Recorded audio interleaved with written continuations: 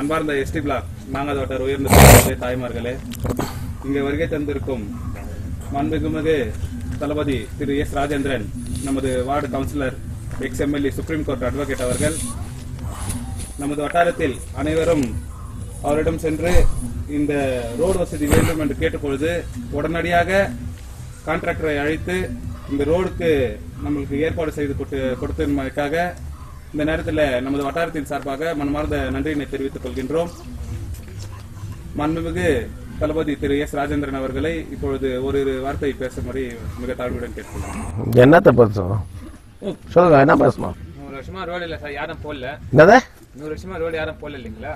அவர்கிட்ட சொல்லுங்க. நீங்க போடுறது எங்களுக்கு பெரிய சந்தோஷம். இதோட முக்கியமான சந்தோஷம் எங்களுக்கு வேற இது. 100 மழை வந்தாலும் எங்களுக்கு போக முடியல. சரி, கஷ்டப்படுறாங்க ஜனங்க, ரொம்ப கஷ்டப்பட்டாங்க இந்த வழியில போறதுக்கு. ரொம்ப எத்தனை வருஷம் தாயே?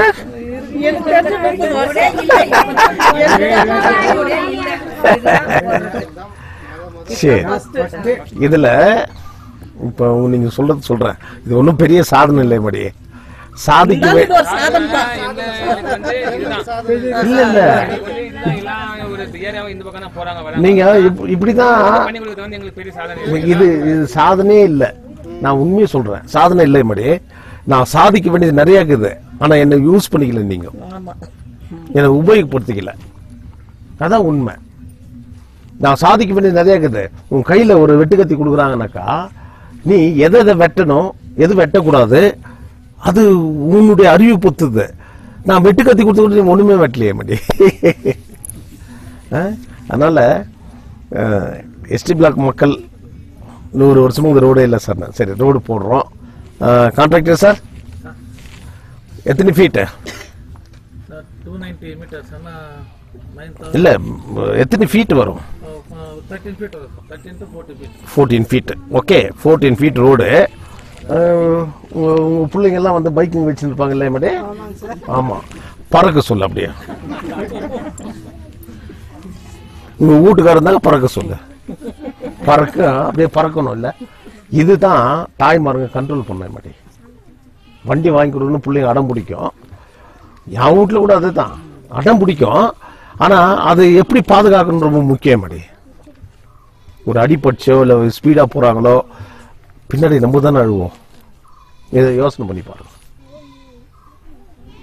அந்த லிமிட் இருக்கணும் இல்லையா? அதனால இந்த ரோடு போட்டு உங்களுக்கு ரொம்ப ஈஸியா இருக்கும். இங்க இருந்து அழகா அப்படியே வந்துடலாம். அப்படி போக வேண்டிய அவசியமே இல்லை. நம்ம சகோதரி கீரக்காரமா கூட அழகா இப்படியே வந்துடும். இப்போ இப்படி போவாது. இதான் உன் பேரு உதயா கூட இப்படி சைலன்ஸா வந்துடும். காசு காசு காசுன்னு. அப்புறம் உங்களுக்கு எல்லாருக்கும் சொல்றேன், உங்க பிள்ளைங்க எல்லாம் எதனா படிச்சுன்னு இருந்தாங்கனாக்கா, எஸ்டி பிளாக் எல்லா வட்டாரத்துக்கும் சொல்றேன், படிச்சிருந்தாங்கனாக்கா எஜுகேஷன் லோன் ஒன்று இருக்கு. 2 லட்சம் இல்ல 3 லட்சம் கூட கொடுக்குறாங்க எஜுகேஷன் லோன். உங்க பிள்ளைங்களுக்கு நீங்க கஷ்டப்படாதீங்க. இந்த கண்ட்ரி லோன் எல்லாம் எடுத்துட்டு கஷ்டப்படாதீங்க. எஜுகேஷன் லோன் இருக்குது. அவன் படிச்சு உத்தியோகத்துக்கு போனானாக்கா திருப்பி கட்டலாம். அந்த லோன் அப்ளிகேஷன் கொடுங்க என்கிட்ட.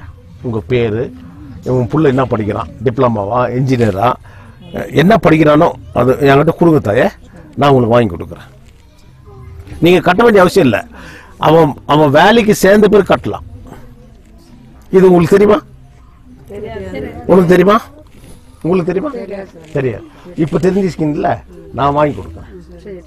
ஓகே, உன் பிள்ளைங்களை படிக்க வைங்க. ஏன்னா வருங்கால ஜெனரேஷனு இந்த ஊர், இந்த தங்க பூமி, இந்த மண்ணு இது நம்மளுதுன்னு நினைச்சுக்கோ. நான் வரைக்கும் நல்லா இருக்கணும்னு நினைக்காதீங்க மாட்டி. எல்லாரும் நல்லா இருக்கணும். வருங்காலத்துக்கு இந்த குழந்தைகள்லாம் பெரிய ஆள் ஆகும். இவன் இதில் எவன் பிரைம் மினிஸ்டர் ஆகணும், எவன் பிரசிடென்ட் ஆகணும், எவன் ஐபிஎஸ் யாருக்கும் தெரியாது பாட்டி. இது ஏன் சொல்றேன்னா, எங்க அம்மா என்ன கற்பனை பண்ணி என்ன வளர்த்தாங்களோ, எங்க அம்மாவுடைய கற்பனை நான் நிமார்த்திட்டேன். ஆனா எங்க அம்மா என் கூட இல்லை. நீங்க இருக்கீங்களா? சரிதானுங்களா?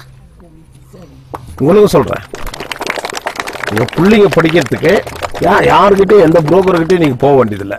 என்கிட்ட அப்ளிகேஷன் கொடுங்க, நான் எடுத்துன்னு போய் பேங்க்ல கொடுத்து உங்க பிள்ளைங்களுக்கு நான் வாங்கி கொடுக்குறேன். அவங்க படிக்கிட்டோம். என்ன அப்பன் குடிக்காரனா இருப்பான், ஆனா நல்லவனா இருப்பான்.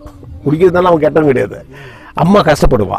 என்ன என் பிள்ளை இப்படி போகணும் அப்படி போகணும். எஸ், எங்க அம்மா பட்ட கஷ்டம் நீங்க படுவீங்கல்ல, நான் செய்து கொடுக்குறேன் மாட்டி. என்ன உன் சகோதரன் எடுத்துக்கிறீங்களோ, உன் புள்ளியா எடுத்துக்கிறீங்களோ, அன்பை எடுத்துக்கிறீங்களோ எனக்கு தெரியாது. என்ன வந்து ஒரு விரோதியா கூட ஏத்துக்கோ, எனக்கு அவசியமே இல்லை. விரோதி எல்லாம் இல்லைங்க. நான் பண்ணி கொடுக்குறேன் மாதிரி. சரிதானுங்களா?